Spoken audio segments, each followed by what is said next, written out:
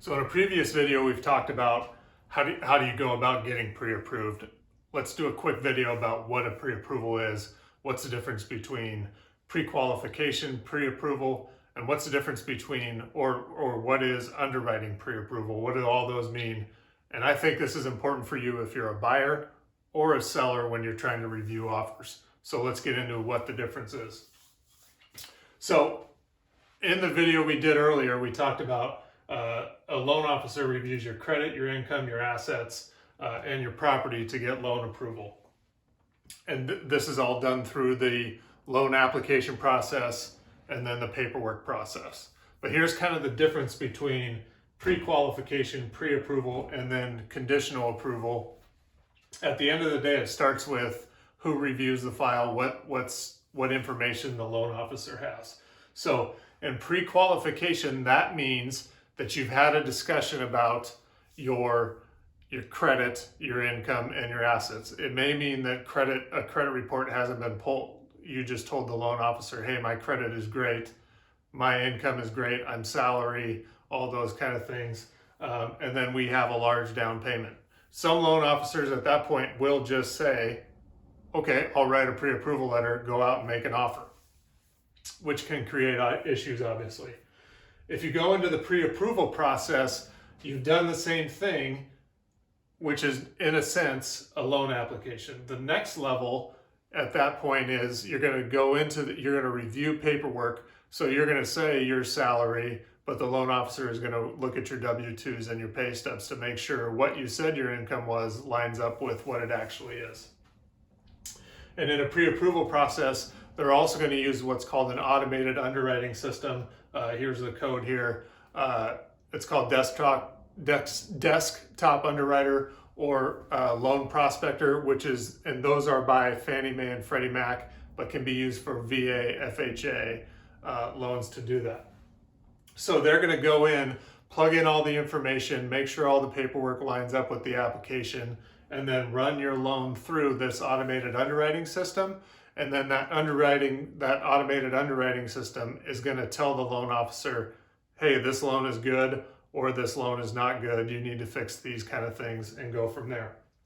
That is what the underwriters base their decisions on, is these automated underwriting systems.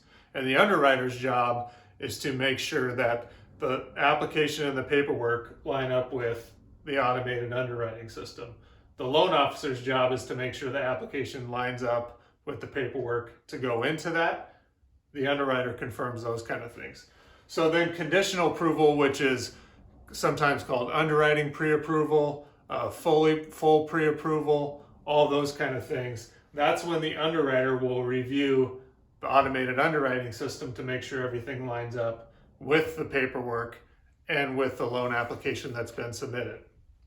If you have a conditional underwriting approval, this means that the only thing left to review is going to be the appraisal, the property, to make sure title is clear. If it's a condo, make sure the condo is good to go.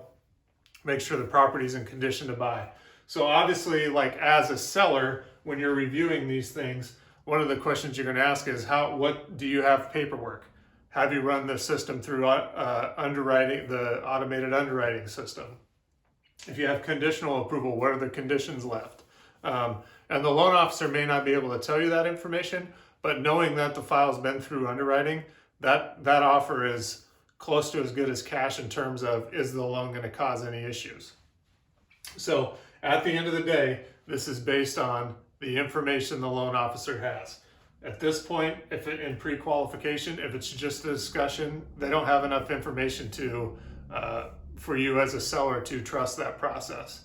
And again, this could be experienced loan officers may go like, this is a slam dunk, I've seen your credit report, you're good to go get them. But if something pops up at this process, then you never know, again, as a seller. So the further as a buyer you get into this, the more your offer is going to stand out. The further a buyer is into this process as a seller, the better they are for you to accept their offer and the more comfortable you can be in that sense. So one thing I would suggest if you're a buyer working on whether it's pre-qualification or pre-approval and you're getting the process started, is the further down the process you go, the faster your loan's going to go.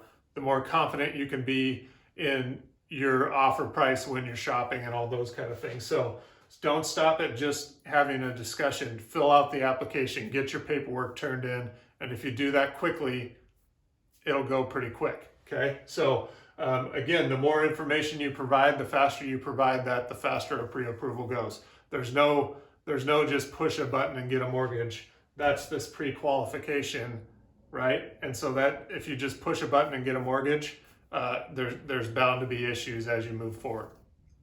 We'll see you next time. I'm Tony Byrne with Heritage Home Loans. Have a great day.